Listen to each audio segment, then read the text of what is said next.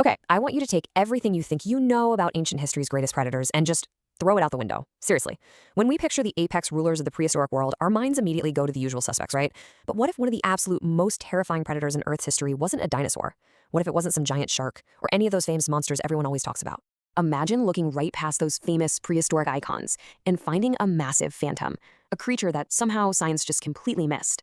In this explainer, we are talking about a silent ruler of an isolated land millions of years before humans existed. We're talking way before grass even covered the continents, and well before modern animals had even evolved. Picture this. You're standing on a coastline that feels strangely familiar. You've got rivers, you've got shallow shores, but at the same time, it's completely alien. The air is noticeably heavier. There's this constant stifling warmth that just never cools down. Massive forests are stretching way beyond the horizon, and these totally bizarre, strange mammals are wandering the wetlands. Section 1. The Greatest Missing Monster. Now, for decades, we actually thought we had this specific ecosystem entirely figured out. The largest predators had supposedly been identified, the hierarchy was settled, and honestly, the case was considered closed. But here's the crazy part. Unlike the T-Rex or those other famous titans, this silent ruler left behind absolutely zero dramatic calling cards. There were no pristine, complete skeletons found intact in the dirt, no dramatic footprints fossilized in the mud, definitely no giant skulls hanging in museum halls. Literally, all that remained were these unassuming, scattered fragments, just hiding right in plain sight. Which brings us to Section 2, hiding in plain sight. Because honestly, sometimes history doesn't hide its biggest monsters deep underground, it hides them in the very drawers we've already opened. You see, when these bones were initially found, nobody really paid much attention to them. They were cataloged, stored away as relatively ordinary remains, and then they were completely ignored for decades, just gathering dust. It wasn't until years later that vastly improved technology and fresh analysis essentially forced scientists to take a terrifying second look. Section 3, the disturbing calculations. Now, this is where the sheer panic and confusion really set in.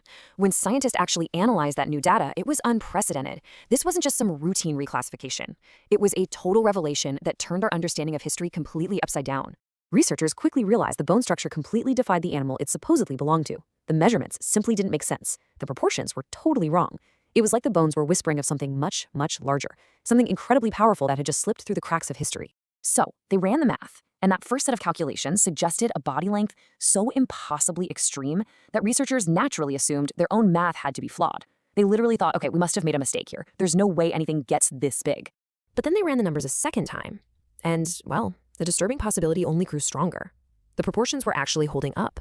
By the third check, and pretty much every single check after that, the inescapable conclusion was just staring them right in the face. The estimates kept pointing toward the exact same reality.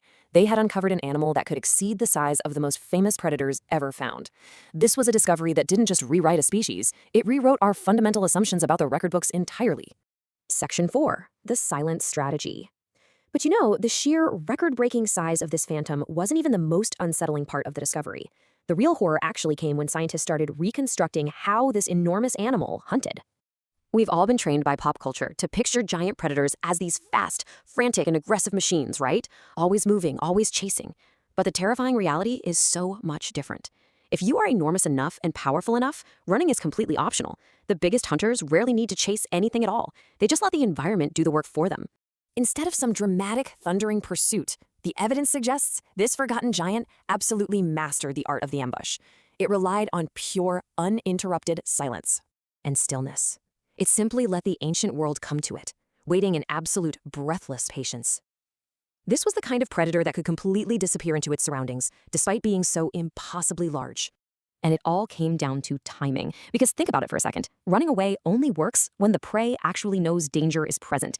With this creature, you wouldn't even notice it was there until it was already far too late. So how exactly did a monster like this even come to exist? Well, the ancient ecosystem was perfectly engineered to create these impossible giants. You had a warmer climate, incredibly abundant food sources, and entirely different rules of competition. It was the perfect recipe. Once a species gets a size advantage in that kind of world, evolution just doubles down. Generation after generation, the larger ones survive and dominate, until the environment produces something that seems purely fictional to us today. Section 5, the invisible extinction. Yet, the exact same heavy, warm world that birthed this unstoppable monster would eventually become its executioner, because even the greatest giants have weaknesses, and the downfall of this one is a masterclass in nature's ruthlessness. You can forget the fiery meteors or those sudden dramatic volcanic catastrophes you always see in the movies. The real killer here was a quiet, relentless shift in the environment. It was the kind of slow transformation that is completely invisible in a single lifetime, but utterly devastating when stretched across millions of years. It was this inescapable domino effect of climate change that slowly but surely starved out the ancient world's apex sniper. First, the temperature shifted. Then, the habitats transformed and shrank. Rainfall patterns changed, causing food networks to completely adjust. And finally, the giants just vanished. Nature simply didn't care how powerful the king was. It only cared that it couldn't adapt. Its massive size and that hyper-specialized ambush strategy, they were perfect for a specific, unchanging wetland. But as prey moved and the world shifted, those ancient advantages became fatal liabilities. It was literally trapped in a future it wasn't built to survive. What is truly remarkable to me isn't just that this giant went extinct. I mean, entire dynasties collapse in the fossil record all the time. It is the strange, haunting beauty that we only know this story today because someone finally decided to look at a forgotten, dusty bone fragment a little differently. It's proof that history isn't even close to finish telling its story. We are quite literally still finding the missing chapters. Which leaves us with one incredibly chilling final thought to ponder as we wrap up this explainer. If one of the most astonishing, massive predators in Earth's history was just sitting in a catalog box for decades, right now sitting in museum drawers around the world, how many other impossible monsters are quietly waiting in the dark to be found?